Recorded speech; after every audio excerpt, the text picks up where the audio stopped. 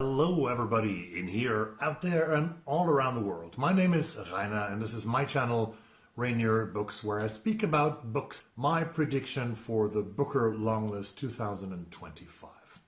There are professional booktubers who invest a lot of time for their almost scientific predictions, and I have the greatest respect for their immense knowledge. I do this more for fun, and also I am more a normal kind of a reader who never reaches the 200 book border at the end of a calendar year. It's almost like an unreachable frontier to me. But I took a look to some books that I would like on the list and some that the Booker Prize juries might prefer. So let's do this. Let's make it balanced in all possible kind of ways. We need, of course, on a Booker long list, we need England and the United States, maybe a bit of Scotland, certainly Ireland. Canada is an option. We can have a gender mix of 8-5, although 7-6 would be best. 9-4 is more unlikely. We can follow the Booker tradition and ignore Australia, except for last year, but we'll have at least one African and one Asian voice. I think that would be a good mixture. Debut novels have been strong in recent years, and we cannot have too many former winners or shortlisted authors. Many of the professional booktubers have these, and I don't think that so many favorites will make the list. Not more than 4 of these, I would say. Although we would have a bunch of strong names. So without further ado, we get to the 13, the Booker dozen that I predict. Number 1, Nesting by Roisin O'Donnell. A debut novel from Ireland about domestic violence and a woman trying to escape from it with her 2 daughters. Unfortunately, this topic fits to all the times before and even to our present, when still not enough is done to protect women from abusive relationships with their husbands and partners. Number 2, a well-known name, The Emperor of Gladness by Ocean Vuong. One late summer evening in the post-industrial town of East Gladness, Connecticut, 19-year-old Hai stands on the edge of a bridge in pelting rain, ready to jump when he hears someone shout across the river. The voice belongs to a woman named Grazina, an elderly widow succumbing to dementia, who convinces him to take another path. Bereft and out of options, he quickly becomes her caretaker. Over the course of the year, the unlikely pair develops a life-altering bond, one built on empathy, spiritual reckoning, and heartbreak, with the power to alter Hai's relationship to himself, to his family, and a community at the brink. With Ocean Vuong's lyrical prose and lyrical voice, this can be another beautiful novel after On Earth We're Briefly Gorgeous, the second novel of Ocean Vuong. Number 3, Dream Count by Chimamanda Ngozi Adichie. A novel about 4 women and their lives and dreams between their native Africa and the United States, about relationships and motherhood, told in Adichie's signature detailed and observant prose. I know this might be controversial, but Adichie should make the list. Number 4, Ending by Maria Reva. A novel about Yeva, a biologist from Ukraine who is dating men and trying to get money to finance a project with which rare snails can be protected from extinction. But then a war breaks out, this war, yes, and changes everything. Maria Reva was born in Ukraine but grew up in Vancouver, Canada, so this is Canadian literature. Number 5, was it Ukrainian literature? Number 5, To Rest Our Minds and Bodies by Harriet Armstrong. The 24-year-old debut author Armstrong has written a novel about first love, the overwhelming feelings of a young woman toward a man named Luke. While the reader learns that Luke's commitment is not even half as strong as the narrator's, we also see that this cannot end well. Armstrong, she grew up in Oxford, and now let's take a quick look at the 5 we have nominated so far. Irish, Canadian, English, Nigerian, and American. Well balanced, looking at nations, not that well balanced gender-wise. Let's move on.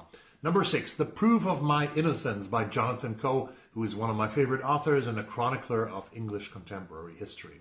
Darting between decades and genres, The Proof of My Innocence reimagines the coming-of-age story, but it also catches the cozy crime caper, the State of the Nation novel with Coe's trademark humor and warmth. From one of Britain's finest living novelists, this is a witty, razor-sharp novel which explores how the key to understanding the present can often be found, well, in the murkiest corners of the past. Has Booker humor? Is Booker open for fun? Actually, I don't think so, but I would hope so. So let's go Coe. Number 7, The Book of Guilt by Catherine Chidgey. The Guardian has compared this historical dystopian novel to Kazuto Ishiguro's novel Never Let Me Go. This is about triplets growing up in a children's home in 1970s England. Catherine Chidgey, the author, is from New Zealand. Number 8, Time of the Child by Neil Williams. Another Irish novel on my long list. Maybe I'm still a bit influenced to my beautiful trip to Ireland recently. This plays out in 1962 in a village on the western edge of a wet nowhere. I can confirm that Ireland's west is wet. I've been to Galway. Time of the Child takes place in the weeks leading up to Christmas 1962. The main character is town doctor Jack Troy, who lives with his adult daughter Ronnie. But then a baby is left in their care, and this will change everything forever. Number 9, The Names by Florence Knapp. Can a name change the course of a life? That is at the core of this novel, where a mother has to give a name to her son. We have 3 different versions of a possible life, and the author shows us that the different first names lead to absolutely 3 different lives, which would maybe confirm her thesis. Many have praised this book, which is a debut novel by an author who lives just outside London in England. Number 10, Dusk by Robbie Arnott. Australia. Yeah. Will the jury nominate an Australian novel again after Charlotte Wood broke the 8-year spell in 2024? Why not? Why not? Dusk has everything Booker writes should love. A lyrical, poetic story about a puma being hunted in the Highlands. 2 of the hunters are Floyd and Iris, who need the bounty. They're desperate for money. A beautiful, sad, dark, brutal story. Man, animal. Number 11, We Pretty Pieces of Flesh by Colwell Brown. This is a coming-of-age story written in Yorkshire dialect. Reg, Shaz and Kel busy since childhood and Donnielasses through and through. They share everything from blagging their way into nightclubs to taking pregnancy tests and family planning when they're late. Will I be able to read and understand this? I don't know, but it sounds like a Booker book. Number 12, The Girls Who Grew Big, USA by Layla Motley. Adela Woods is a minor and pregnant, and her parents sent her to her granny in Florida. Here, Adela meets a bunch of other girls, really very young women who are pregnant in their teens, or they are already mothers, young mothers with 1 or 2 children. Motley explores, again after nightcrawling her first novel, how it is to live as a young woman in the United States, and she explores young motherhood, being a daughter and struggling to survive, and she sets another example of the resilience and strength of young women. And the last card that I throw into the race here is Muckle Flagger by Michael Peterson. Booker loves this, I'm sure. Life on a remote Scottish island named Muckle Flagger. The only inhabitants are the lighthouse keeper and his son. Then a chaotic rider arrives, and both the keeper and the rider struggle for the son's attention. Bernardine Evaristo, former winner of the Booker, has blurbed this book as a quirky and original debut that sizzles with scintillating prose. And that, ladies and gentlemen, completes my list of the Booker. I agree.